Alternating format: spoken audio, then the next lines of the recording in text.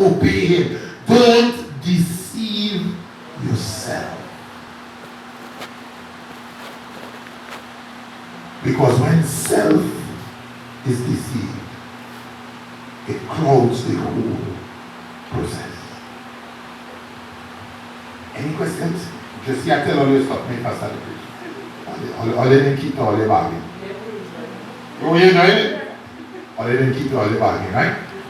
So it's not my fault. Talk to me. Any questions so far? You think God unfair? So everything that God doing is right? So when God tells you that you're not supposed to have something, even though you want it, bad! I could taste it. You're watching it, it's right there. And God said, don't touch it. Would you back down? Or would you find a reason to say,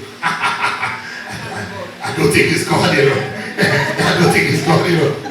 You know, Rev did bring a sermon and he did really say that there's many voices going throughout this earth. And there are many kings and many lords. That has to be one of those boys. So you dive at it, and when you're done diving and you get stuck, one foot on top of the land and the next foot way down here. Rev, pray for me. I want out. We need to understand the greatest weapon that the devil uses upon us is self-deception.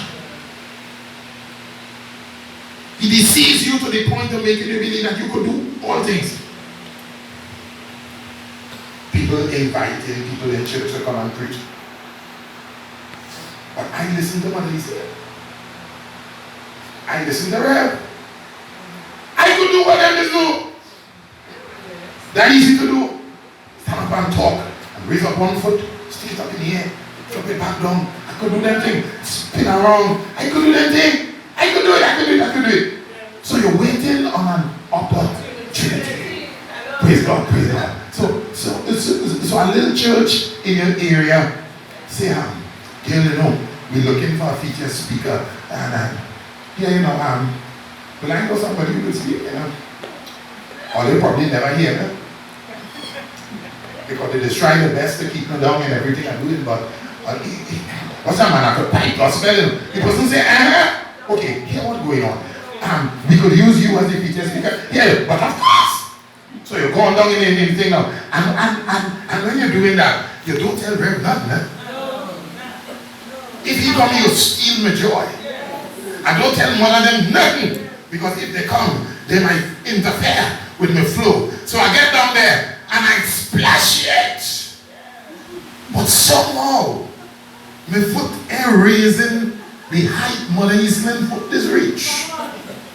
And when I speak, my words kind of tying up in my mouth. I know scripture, you know. I know Bible, you know. But something inside of me just messed up that I can't get it out as I want to get it out.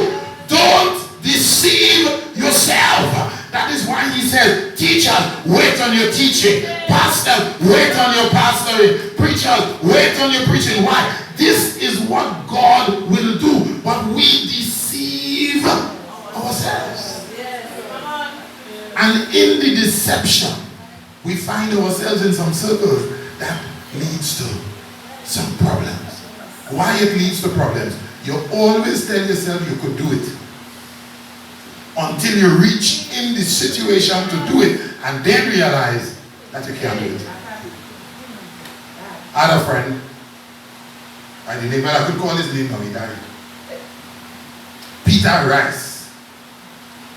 Now I used to kick off in school on his name. You know, a name like Rice, you know, you get clowns whole day in school, right? And I always used to look at him as a kind of half-half. You know what I mean by half-half, right? Stanford and so on. Right? And when we left school, we lost contact. And a few years after I saw him, I said, Rice, where you going, boy? He said, what? How many is you, boy? I said, what are you doing? He said, boy, I joined the police service. I said, you get through the police, right? He said, yeah. He said, the officer now a few years, man. I said, all right. I said, how the work going? Boy. Boy. He said, boy, sometimes 2 o'clock in the morning, they calling you. You have to be running through bush. Snake could bite you. He said, sometimes you're crawling on your belly to get away from truck, gun, all in the forest. He said, boy, I think. I said, well, why are you still with the police service? He said, he said, you know why I like the police service? He said, boy, this uniform does something for you. I said, what is this uniform? He said, girls and more girls. Anywhere he goes, he said the ladies just gravitate towards him. He said, they're driving on the highway and things happening and the stuff. And the officer said, listen, you know you did something wrong. Officer, you know how to do anything. Come on. Anything. Now it takes a good officer to be able to say, hello, Albert. But he was one who lied. And he died. And what do you think he died from? HIV. Oh, you know it? HIV. You see? I. And when the funeral and thing came, and they came to me and tell them I'm not going. Don't deceive yourself. Everything you're doing brings perks. Don't take the perks in a disadvantageous situation. What that means is that those who are in authority, you have no right to beat up on any member of the congregation, irregardless of who you are. You can't ball up on God's people. If you love me, feed them. If you love me, care for them. So in other words, when we speak about self-deception, we're not only speaking about congregational deception, we're talking about administrative deception. What deceives you? You know, you come here and you tell yourself, I will preach up a storm today. And when you don't preach up the storm, you know, you're telling yourself, somebody must tell me, good word! Good word. Service finished. Everybody walk out. You stand up and you say,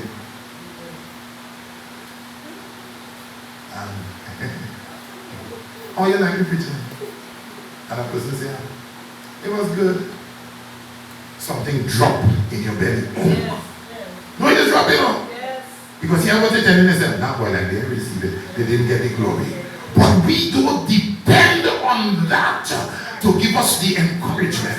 Once we know that God is pleased with what was said and what was done, and it was done under the ordinance of God, under the covering of love, we tell ourselves, job well done. If 1,000 shall fall at my side, 10,000 at my right hand, no evil shall come upon me. Why? Even the same people that you send to minister will be the same people that will deceive and deceive and deceive. God is still saying, don't take it on. Just continue going. Administrative deception. When we are living, it is up to us to determine the extent that God will work for us. If you live your life half-half, God ain't going to bless you half-half.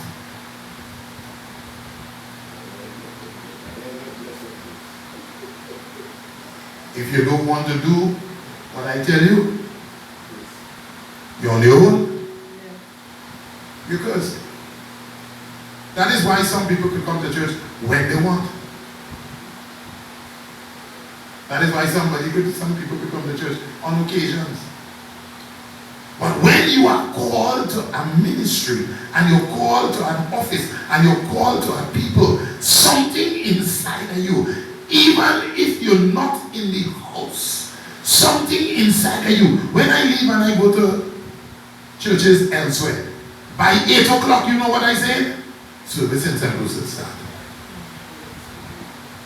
You know why? Because even though you are not here from a physical standpoint, you are here from a spiritual standpoint. And your spirit is going to guide us. Sometimes you are quite up kokioko, and yet still you could get a vision as to what is taking place here, you know, because you are connected here. When you're connected to whatsoever your heart is connected to, even though you're not in its presence, you could still know and feel what is going on and what is taking place. That is why you could stay here and know what is taking place in your house. That is why you could stay here and know what is happening to any one of your children, anywhere that they are. Why? Because that is one of the gifts that God has given unto us.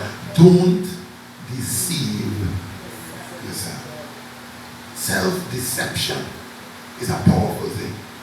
All right, one more scripture and we go. Right? Yeah, go ahead. Is deception a cultural thing? Yes. My reason for asking that is Abraham, you see that thing when he said his wife Sarah is his sister. Right. It was true. Yes, it was true. Right? But she was not his sister then, but his wife.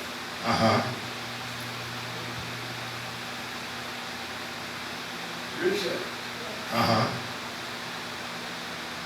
Rachel in the house of Laban, knowing they were worshiping gods. When Jacob left, she took one of the gods with her. So she also deceived the Torah. That was even because Jacob was not that part. A part of that, yeah. The same as the children of Israel when they left Egypt. They took gods from the Egyptian system with them as well. So Israel will always have deception. Yes. Because the family is made up of deception. Yes. On both sides of the divide. Yes. And what do you think is going to happen in your house? The very same thing is going to take place. We need positives as well as we need negatives. We need people who will deceive us. We need people who will say these things and do these things. Why? Because to get the completion of God, you have to cover all of the different circles. And that's something kind of strange. And you know something? There are a lot of Egyptians left in the Egyptian. It's not only the Egyptian are going left Egypt. Because we see Caleb as one of those who received an inheritance. You get that, you see, he says, and we hear it's an only dancer. And God, in his wisdom, when he spoke to Abraham, Moses, he let Moses know it was not only the people children that he would protect him, but he would protect all. That's right. That's right. He even spoke through Isaiah, and he said that he was also looking at place for the Gentiles. Right. Now you begin to understand what was Jesus' statement to us. Master, you are about to leave us.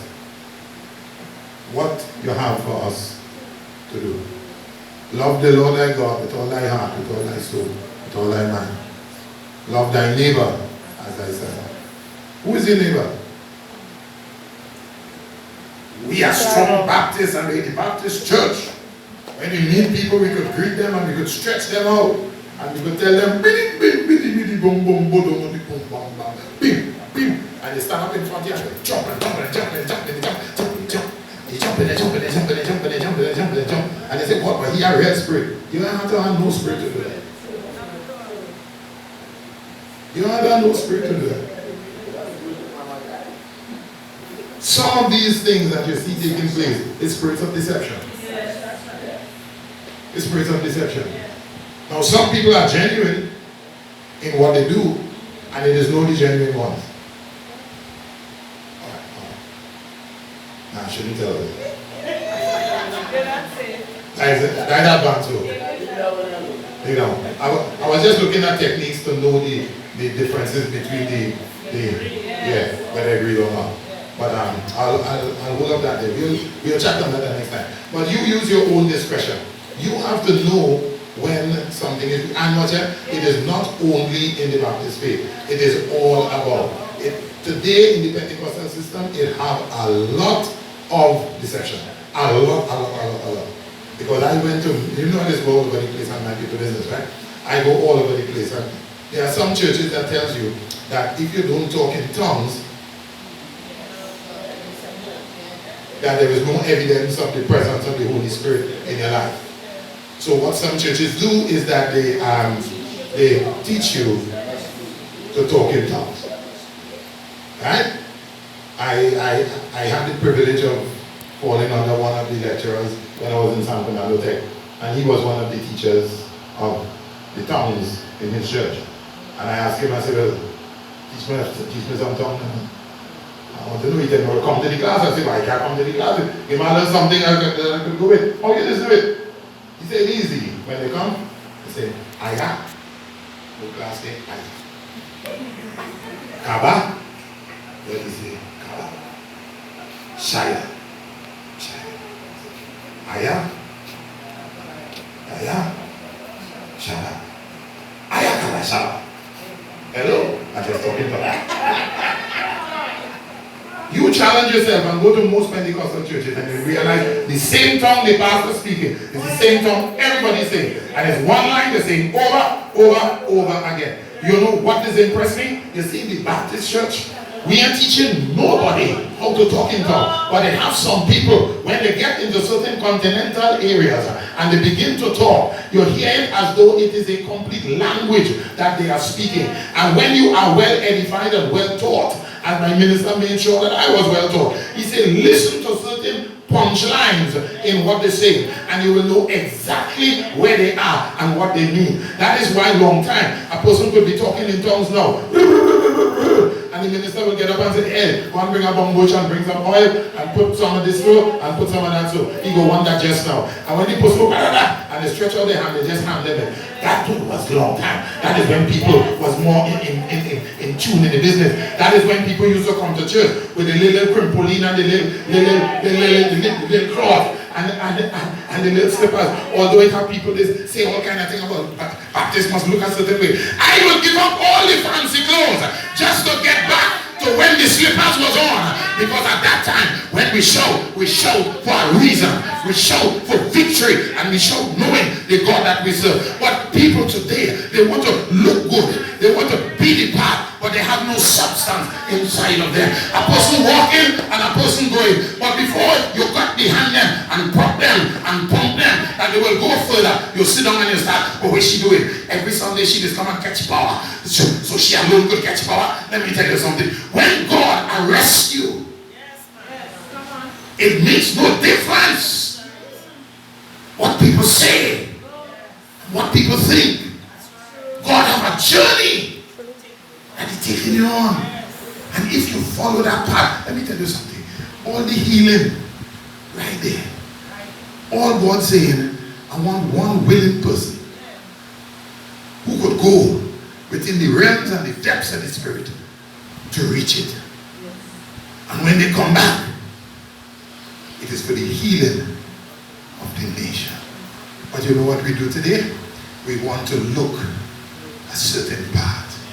We want to be a certain, you know, you're well ironed, your dress and your suit and thing, and you come to church. And, you make him sure. Suppose you get up in the morning and you iron your dress halfway and current gone. What you will do? Make it half your smooth, half your wrinkle. So I telling myself, if I come, Reverend them go say all kind of things, and they will laugh me to score. So you know what you do? You say, nah, I feel it. Nah, I can't come today. You see, when you know what you know about who you know, I come in with it just so. And when I come with it and you tell me anything, I tell you, thus saith the Lord. He tells me that when I come to worship, I must worship him and worship him. If I had to put on a jersey and come and worship, I will put it on. Why? I am not deceiving myself.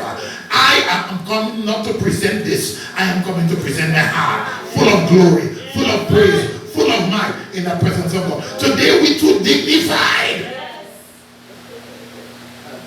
We too dignified today. Baptists reach a certain stage now that we are timid even to we're timid. And I just want to say with people, come on. The Bible says make a joyful noise unto the Lord all ye lands. Serve the Lord with gladness. Come before his presence with singing. Oh God, where are these things going? Where are and it is not only here, it is happening all over. All over.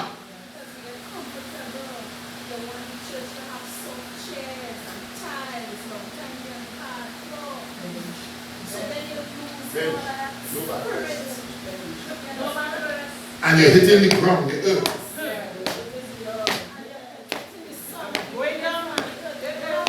You see, you have to better understand because of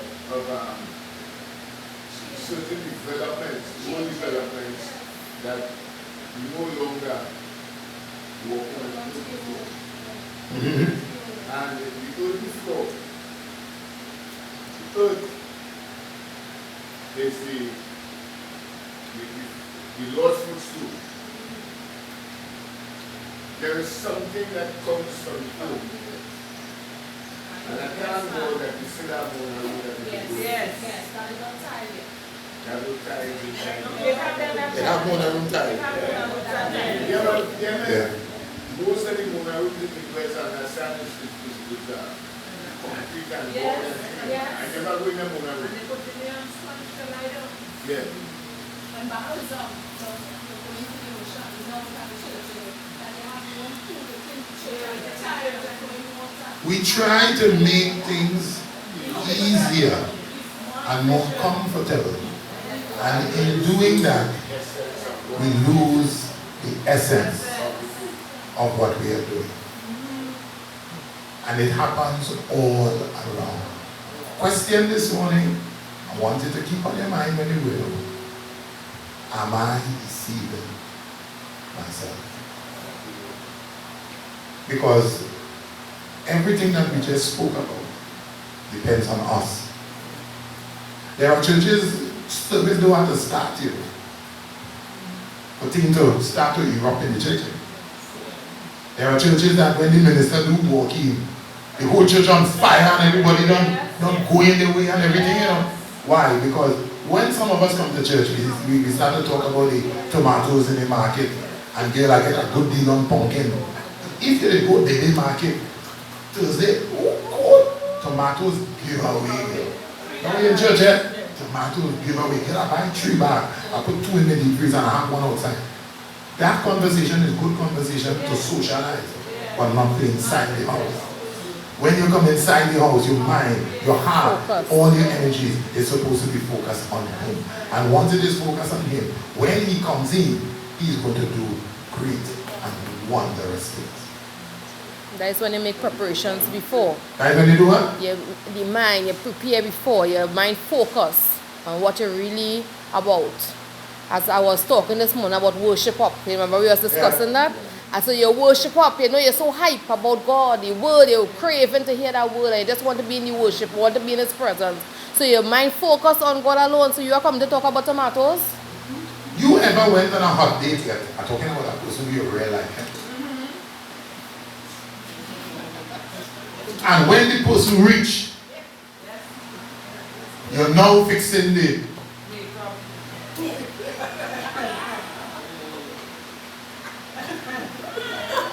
and you do that, right? I can't do the thing good because I'm not a professional one. So But they put on it. Right? They just do that too, right?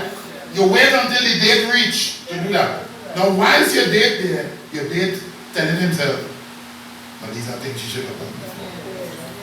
You understand? You're supposed to be ready for me when I reach here. We're supposed to be going out and enjoying ourselves. So okay. Cancel that now. You lost no sleep. It's you and Jesus now. You call him, Yes. but you're not in a state of readiness to go with him. You're not in a state of readiness for you to pour out your complaints towards him. So you call him, Father! Yes. I still preparing. I still fixing the dress and I still live. And they tell you, wait, just now. Wait. He says, when you hear the bridegroom come. Yes, man. Let's be ready. If your lamp is not filled with oil and trimmed in the way that it is supposed to be, the bridegroom will pass you by, and those that are ready will go in with him. What that means is, don't deceive yourself. Yes. They have a thing in the Baptist system that if a person invites you for 10 o'clock, you reach in 11. It has some people conveniently late. All that. Why? It is a culture that has been developed, and it is something that has to. I dealt with a particular person who told me that the reason why I am going to be late for all things is because when I get there, I want to make a grand appearance. After people see me, they mustn't see nobody else. So they dress up and they do this. No, this is real stuff. So everybody sit down because everybody get accustomed when watching the next one. But when you reach, everyone is, wow. Yes, really wow, but you are distracting people from worship. Do you know that they have some churches that they have what we call watchmen at the door, and they have the two shepherd rods in front there, and once service starts, they make the cross with the shepherd rod, and they tell you you have to wait outside until the minister at the top does so. And you know why that is? You could be conveniently late, but you're not going to steal from what is already taking place in the church. All right. This is where the order Yes. comes in. And remember last time I was talking about in the kingdom you must have order. You must have rules. You must have regulation. So today, if we try to do that, people will come and they'll pass around. Yes, they will do that. Or they will come and you block there and they come through. So No discipline. we have reached a certain stage that we need to understand we are our own enemies. Why? We deceive ourselves. And when we deceive ourselves, we don't get the maximum benefit from God. All they want me to stay here all day. One more.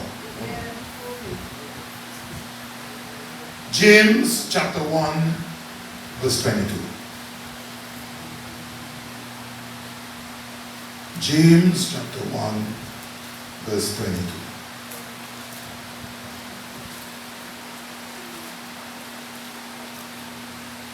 Somebody read. But be ye doers of the word and not hearers only, deceiving your own self. Be ye doers of the word, not hearers of the word. Because if you be only hearers of the word, you deceive your whole self, your own self. So what it means is that while we're looking for people to deceive us on one side, we don't realize that we're doing a very good job ourselves. And how we do it is because I am always hearing the word, never coming to the knowledge of the truth, never coming to the acknowledgement, and I am only hearers but not doers. So in other words, what God is saying is as you hear something, do it. To do something, you have to apply it. To apply it, you have to understand it. So our duty is to give you the message and make sure that you understand it. And when you understand it, your job now is to apply it and let it bring forth fruit. And that's only reasonable. But then where is the fruit? The same Jesus says, you will know the tree by the fruit that it produces. So at some point of your life, you have to start to produce fruit. A lot of times we come to church and, why is that wee little lamb? 10 years ago, it was a weaving lamb. It's still a weaving lamb. Where are the fruit that you're producing? It has some trees, when you pass by it, you will see only leaves. But when you go under the tree, you see fruit. You realize that? I can catch you that with a mango tree down in Sign Village. All of you know these things because of these young people. In those days, bus used to be 10 cents for a ride from Sign Village to school, secondary school laboratories. And I'm waiting on bus and thing, and I tell myself, I say, gosh, place so hot, boy. So I duck under the mango tree. When I duck under the mango tree, and I watch out. I see one branch full with mango. I tell myself, I strike gold. I say, all the mango is mine. And I take up a big stick now. So when I hit some mango fall, I say, now one more. I hit what? When I hit what? I hear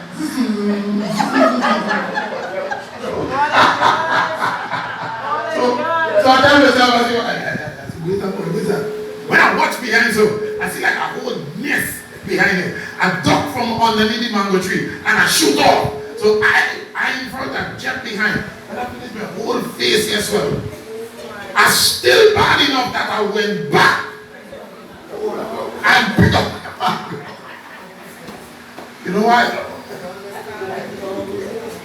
I saw something that was looking good. And I tell myself, I will win the prize. So I take it. Without realizing, it has some consequences behind it that will swell up my face. Sometimes we see things, we see people, and we tell ourselves that we could fix. You know, we believe we could fix everything, right? We could fix everything. You know, people believe that they could fix everything. I am telling you, you can't. There are things you could fix and there are things that never leave alone. But sometimes in trying to reach out, you find yourself in a difficult zone. Church, don't deceive yourself. There are things that you could do that. There are people that you could help them. You see somebody drowning and you know to yourself, you're not a strong swimmer. Don't play Superman and dive in. Go back and get somebody who is a strong swimmer to dive in, because sometimes you dive in, the person pull you under and two or they drown, and when you finish you're wondering what happened. God in His infinite mercy has given us a lot of different examples as to how we are supposed to live without deceiving ourselves. So this morning, I know I've gone over the time. I hope you have accepted God. And it's like when we have these little sessions, we can talk and socialize. Because sometimes I was a victim of self-deception.